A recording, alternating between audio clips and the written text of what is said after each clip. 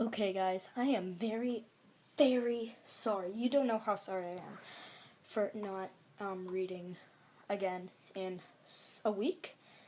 And I kind of owe you four, but I could only find two on the spot as I have just realized, crap, I forgot to do this. So as I did some normal creepypastas I found off Pinterest, I found these off DeviantArt. But I don't think many of you know this, but this is Hetalia ones, which I'm a fan of. And these scare me sometimes. I know they're not real, but they kind of just creep me out. So I have Canada theory and an America theory. So I'm going to read them to you.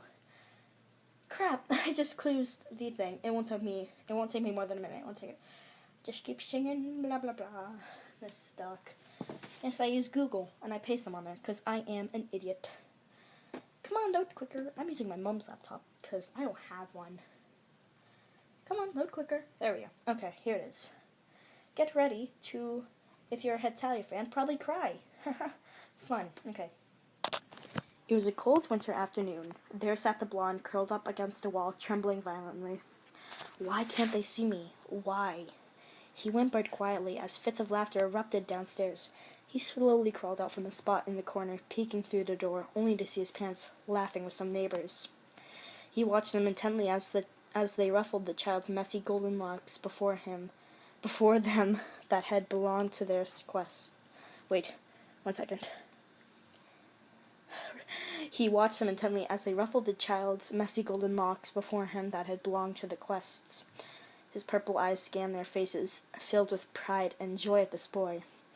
That boy wasn't even their son. Rage coursed through his body as he stormed down the stairs furiously. The two adults whipped their heads only to see the child stomping down the stairs.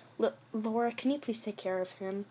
The man whispered to the brunette woman. She nodded and stood up to walk over to him.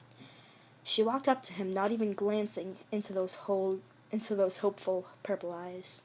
She lifted her knee and began to nudge him up the stairs, not even talking to him, just pushing him up the stairs as if she demanded him to walk up.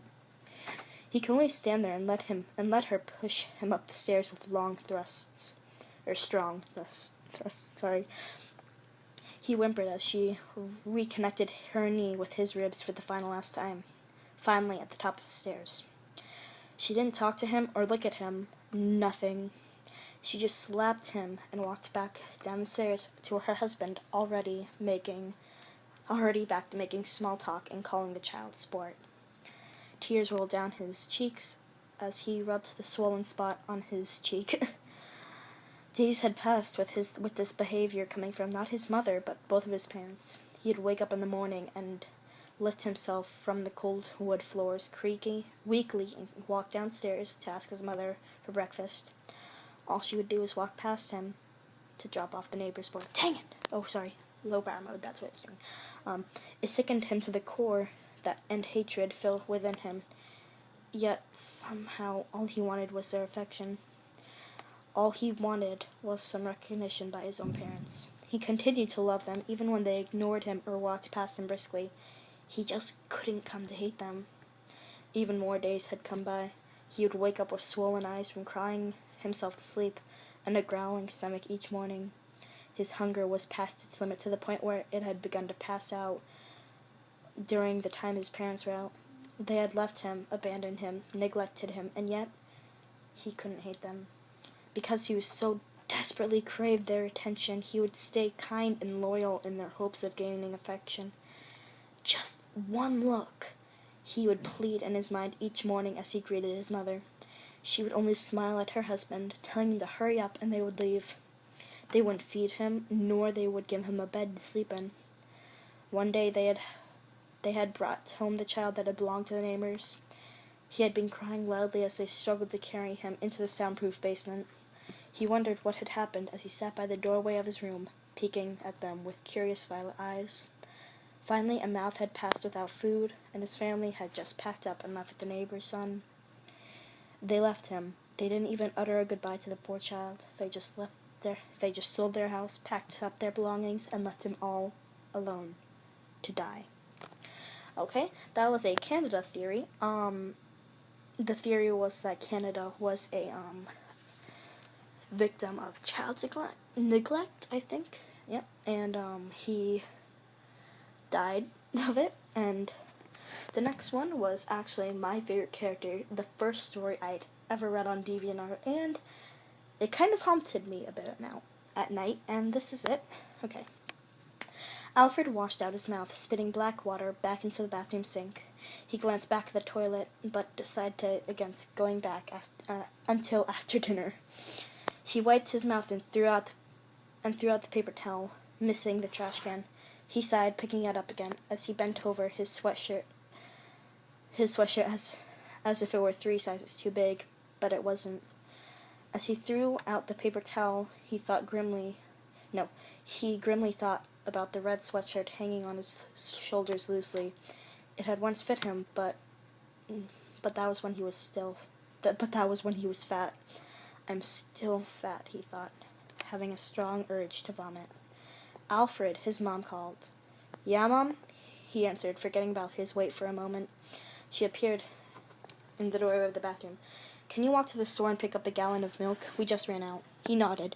Sure. There is a mini mart a block away, so it would be a quick trip. He handed his mom handed him a $20 bill. If you're hungry, feel free to buy something for yourself.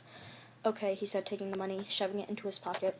He wouldn't buy anything himself to eat. His mom smiled sadly, watching Alfred walk from the bathroom down to the hall. She couldn't help but look at his face every time they talked. His face was sullen and sunken in and hollow. She knew that he had lost weight, but couldn't tell how much under his sagging clothing. She wanted to say something, but didn't know how it would help didn't know how, and it didn't help his father hadn't noticed it. Alfred went into his room, grabbing his coat. It was cold and snowing outside, and he didn't want to be cold. He put it on over his sweatshirt and put on his scarf and hat. I'll be back in 10, he called, heading out the door now. He was hit with a chilling breeze and pulled his scarf up over his nose. He glared at the snow on the ground hatefully. I freaking hate the cold, he growled in his mind. The walk to the store was short, and he was grateful that the building had heating. He grabbed a gallon of milk. The jug felt like 100 pounds in his hand. He looked at the sugary snacks around the store in colorful plastic. Wow. He desperately wanted to buy one. Just one. He hesitantly grabbed a small package of cookies. He went to the counter, excitedly thinking about the new cookies in his hand.